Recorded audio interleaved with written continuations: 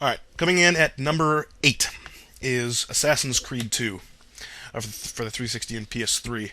Um, okay, so it's a sequel to Assassin's Creed. That you know. What you don't know, okay, if you've played Assassin's Creed, you know that it's a open world. There's a lot of platforming up the sides of buildings, and and it involves blending into your surroundings. It makes you feel like being an assassin.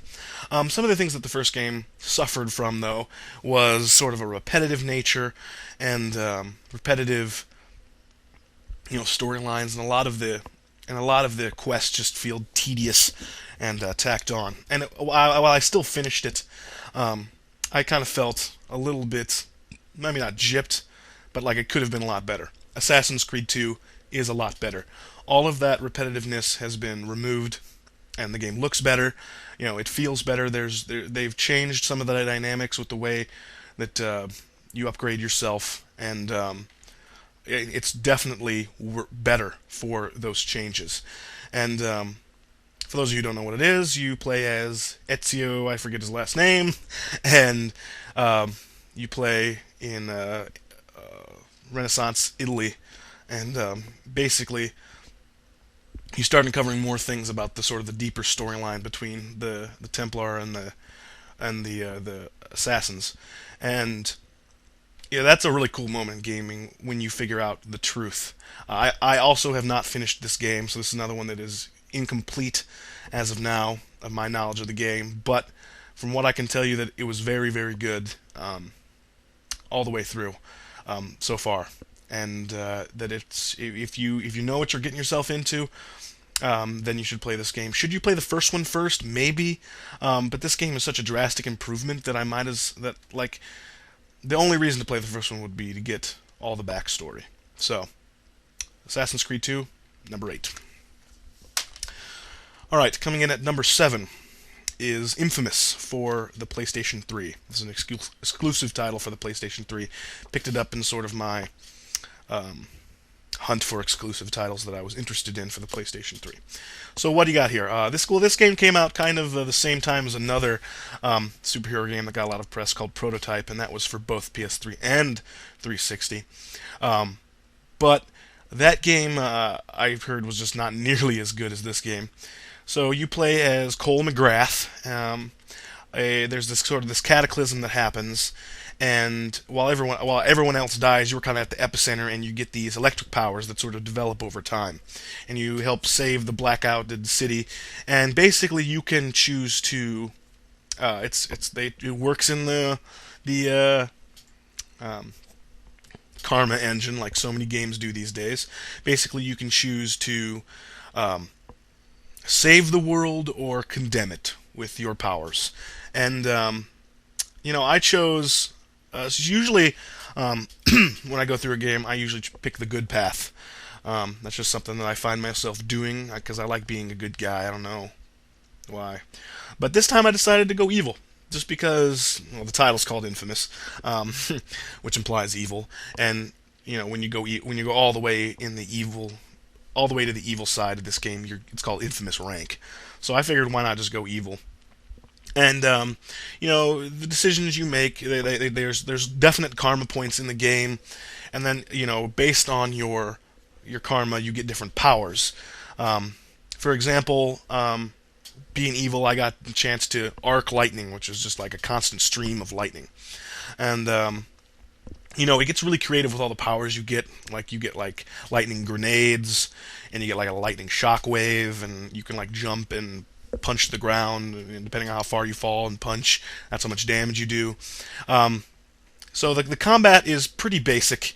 It involves a lot of just a lot of that. It kind of feels like a superhero Grand Theft Auto because it's an open world game. The open world is not as big as any Grand Theft Auto game, but it's still very large, and you can get around very fast, especially once you learn how to kind of like skate on electrified wires. You can really get going fast. Which is good because I found myself wanting to get to the next quest as soon as possible. You can spend a lot of time, searching for some of the collectibles in the game, like the dead drops and these blast shards, which give you more health, or no, not more health, sorry, more electric power. more units of electric power. Um, but I did every quest you can do in this game, and I didn't regret it. It was a really solid experience all the way through. Um, and the platforming up the side of buildings is pretty good, pretty quick. Sometimes I felt like maybe it was a little clumsy, and you felt like you stuck to things. But there are some moments, like for one example, you're climbing this gigantic tower of like garbage, and you are so high up in the air, and it's really that's probably one of the better parts of the game. And I don't want to like ruin anything, but it ends with a twist, a really awesome twist, one that I did not see coming at all, and it's kind of set up for a sequel. So Insomniac, I think no, who did this?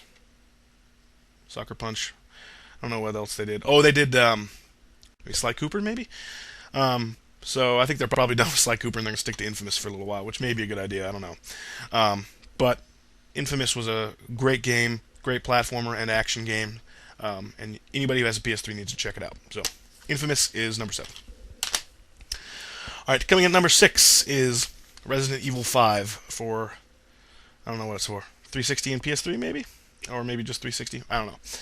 Point is, I got this game because I'm a lover of the Resident Evil franchise, and I was not disappointed.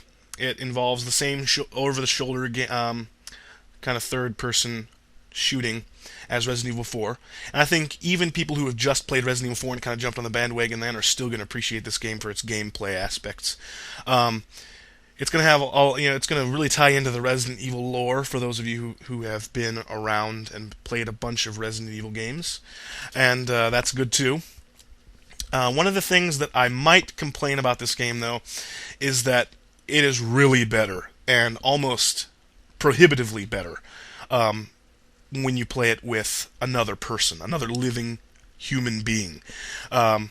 Because really, when you play it all by yourself, you have this sort of washed out, washed out sort of clone of a human playing the other character. She's the other character. First player always gets to play Chris, and she's kind of she's this pistol fetishist, and it just doesn't feel as good because I really like the first time I ever played it. I played the demo. I played it with my roommate at that time, and he was a big fan of Resident Evil 4, and so was I, obviously. So we loved it. We loved it was really intense. We loved the co-op nature of it. Telling each other what to do, giving suggestions and stuff like that. But I really think it's sort of like, if you want to get the most out of this game, you got to play it with somebody else. Which could be seen as a downside. It kind of is, but it's just got to be. I think you really got to play it with a person to get another person to get the most out of it. But Resident Evil 5, it brings back all those good stuff you like Mercenaries mode, and it's really entertaining gameplay.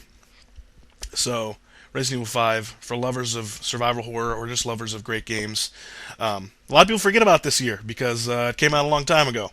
So Resident Evil 5 was a great release this year and an essential addition to any survivor horror player's collection. Sort of like the definitive franchise.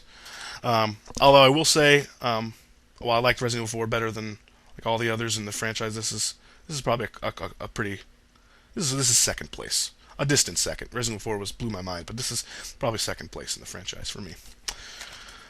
So that was number 6. Okay, halfway through.